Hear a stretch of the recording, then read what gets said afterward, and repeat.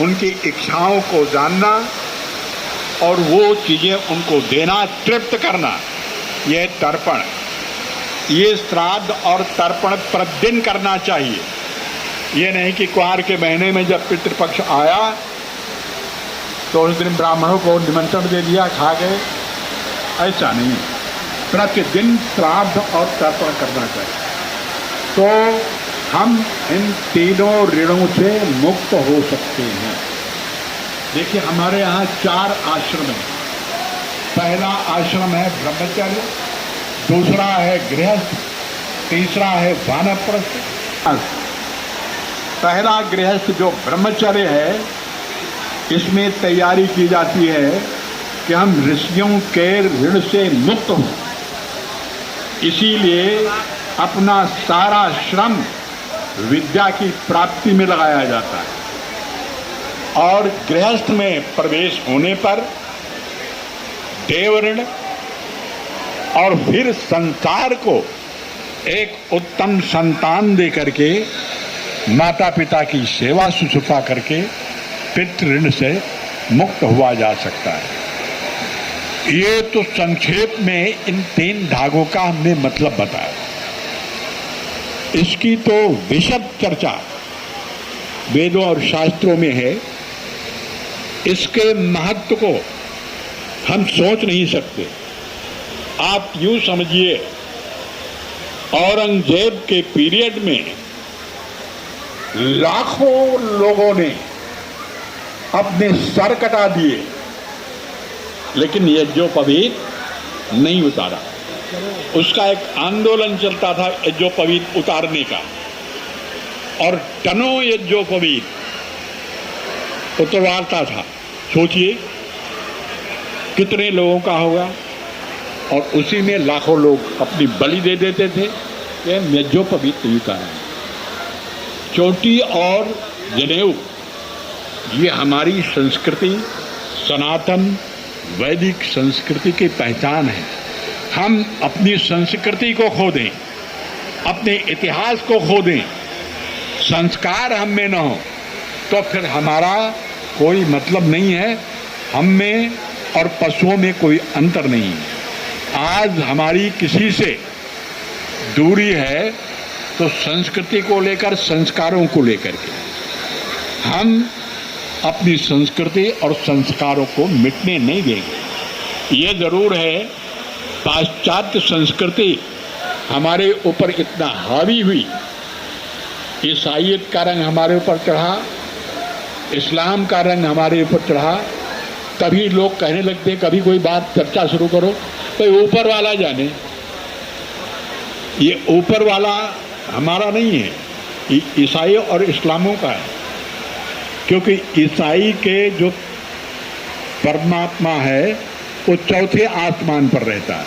उनका कहना है एक आसमान ये है, इसके ऊपर 3 आसमान और हैं, फिर चौथे आसमान पर। और आसमान का मतलब खाली जगह।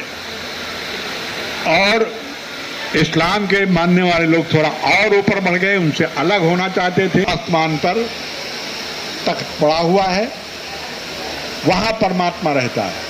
और इसी को समझ करके हमने कहना शुरू कर दिया ऊपर वाला जाने, ऊपर वाला।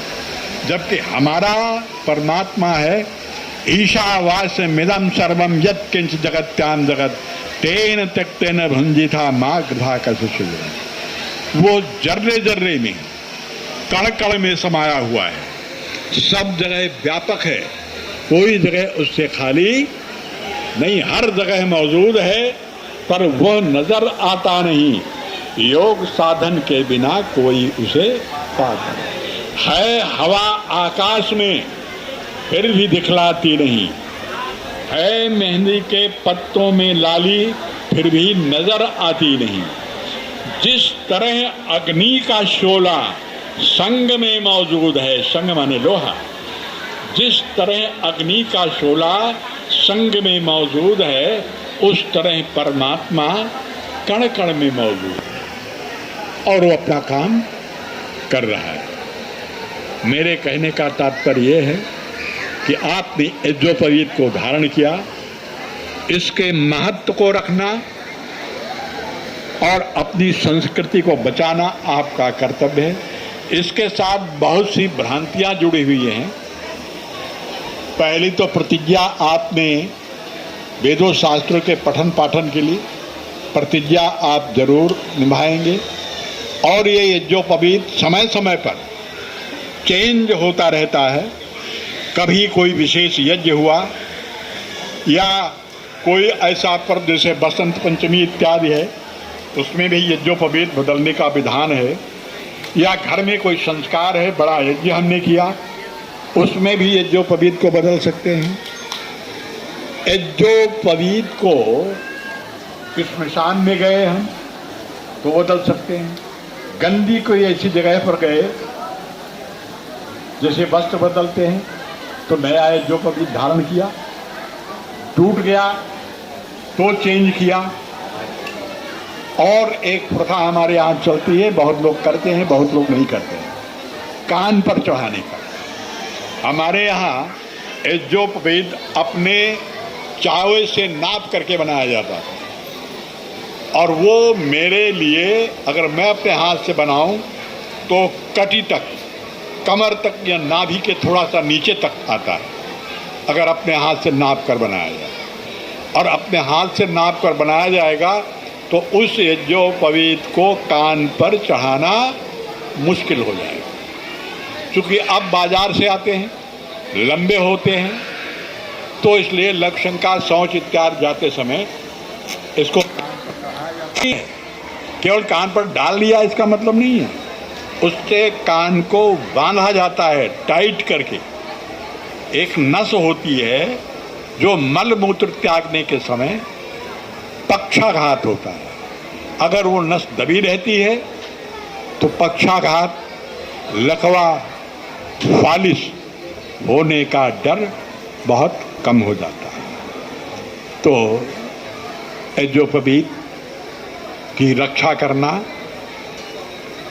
और उसकी प्रतिज्ञाओं को निभाना, ये हमारा आपका कर्तव्य है। आइए उस परमपिता परमात्मा से संबंधित एक भजन आपको दे करके